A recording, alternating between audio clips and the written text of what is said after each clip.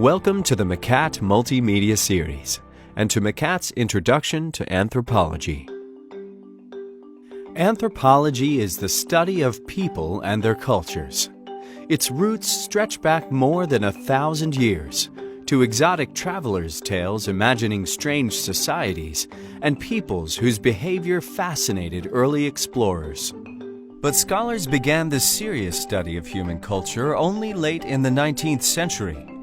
Early anthropologists studied customs and beliefs in pre-industrial societies in the hope of opening windows onto their own pasts, in order to explain how institutions like religion or the family had come to be. Some of the texts that emerged during this period continue to be influential.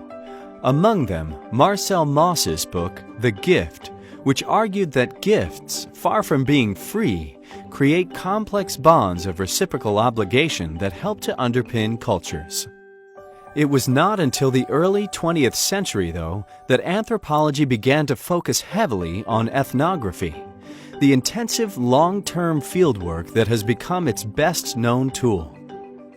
Franz Boas in the United States and Bronislaw Malinowski in Britain rejected much of their predecessors' work as speculation and insisted on living among the people they studied and talking to them in their own languages.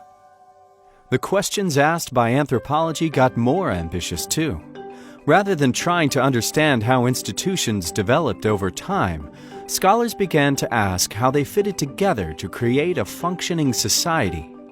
This is the structural functionalist tradition, perhaps best exemplified by E. Evans Pritchard's Witchcraft, Oracles, and Magic, a book which demonstrated that belief in witchcraft made perfect sense when understood as a way of keeping order in society. Human culture is complex, and anthropology quickly developed into a number of specializations. Political anthropology questioned the assumptions of global politics, as when James Ferguson issued his challenge to the international development industry in The Anti-Politics Machine, and showed that aid is often directed to meet political goals rather than human needs. Medical anthropology explores differing experiences of medicine and disease.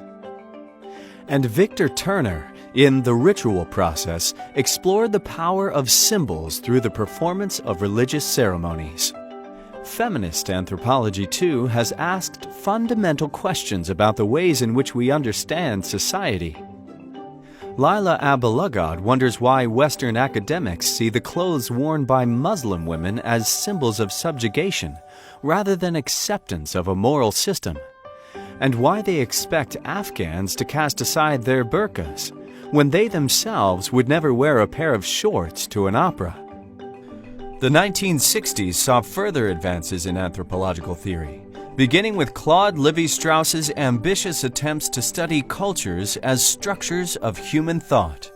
His book, Structural Anthropology, drew on a model derived from linguistics to introduce what became known as structuralism, the theory that cultures are built on hidden underpinnings formed from human perceptions and activity, and the idea that all of these are constructs that are packed with meaning.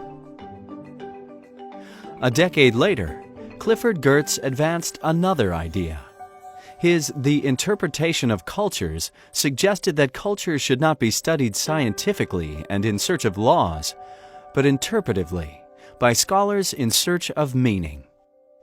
This fresh thinking forced a re-examination of much ethnographic fieldwork, but it also liberated anthropology from a focus on the reproduction of culture that had made it blind to social change. Johannes Fabian's Time and the Other provides an example of anthropologists radically rethinking the ways in which they approach the people whom they study. Fabian pointed out how easy it was to fall into the trap of writing about people as if they inhabited not just another place, but another time. His work helped to inspire the development of historical anthropology, and texts like Eric Wolf's Europe and the People Without History, which gave voice to people whose stories had formerly been ignored. Today, anthropologists still seek new ways to reevaluate old problems and apply ethnographic methods to modern people in a rapidly changing and globalizing world. We'll introduce you to anthropologists past and present, and to the endlessly fascinating world of human culture. Come inside to find out more. MCAT. Learn better, think smarter, aim higher.